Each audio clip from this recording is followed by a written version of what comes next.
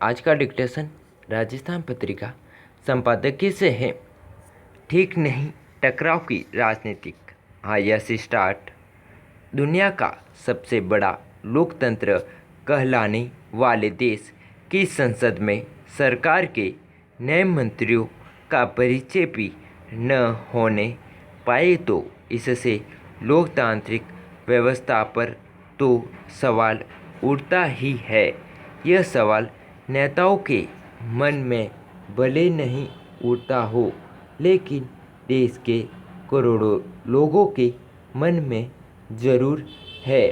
74 साल पहले देश आज़ाद हुआ तो देशवासियों की आंखों में अपार सपने थे।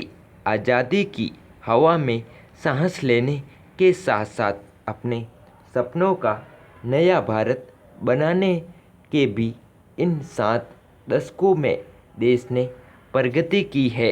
कुछ देशों के मुकाबले कम तो कुछ से ज़्यादा, लेकिन राजनीतिक और नैतिक मूल्यों में आ रही गिरावट से भी इनकार नहीं किया जा सकता। पैरा वैसे तो उम्मीद भी कम ही थी कि संसद का मानसून सत्र शांति से चल पाएगा, लेकिन यह आशंका भी नहीं थी कि विपक्षी सांसद देश के नवनियुक्त मंत्रियों का परिचय भी नहीं होने देंगे। हंगामा और टकराव पहले भी होता आया है, आगे भी होता रहेगा, लेकिन 100 अभिव्यक्ति और नवनियुक्त मंत्रियों के परिचय की औपचारिकता निभाने के दौरान सदन में शांति रहती आई है। सोमवार को संसद में जो हुआ वह अप्रत्याशित नहीं था, लेकिन आश्चर्यजनक जरूर था।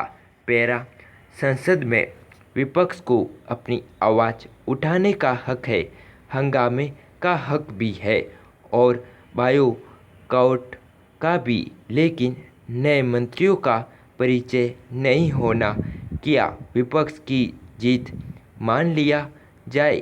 संसद में कानून बहुमत से बनते आए हैं। जिस दल या गठबंधन का बहुमत होता है वह विधेयक पारित कराता है।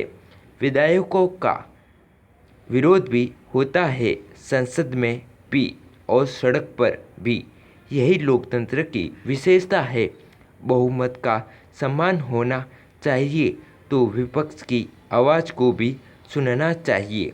पैरा आश्चर्य और अफसोस की बात है कि बीते 2 दशकों में राजनीतिक सौहार्द की पुरानी परिभाषाएं ध्वस्त होती दिख रही है।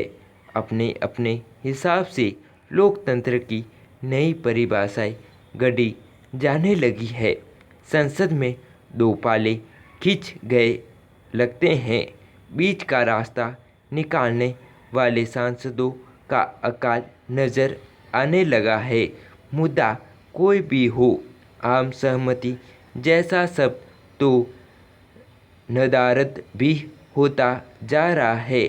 सत्ता पक्ष का मतलब सिर्फ सरकार चलाना नहीं होना चाहिए और विपक्ष का मतलब सिर्फ विरोध करना नहीं। विपक्ष कृषि कानूनों को वापस लेने की मांग पर अड़ा है, लेकिन राज्यसभा में कृषि विधेयक पर भाजपा का साथ किसने दिया छिपा नहीं है। टकराव की यह राजनीति देश को कहां ले जाएगी कोई नहीं जानता। राष्ट्रीय मुद्दा पर भी एक दूसरे को नीचा दिखाने की खतरनाक प्रवृत्ति पर रोक लगाने की ज़रूरत है। लोकतंत्र का मतलब सिर्फ जीत और हार ही नहीं होता। Full stop.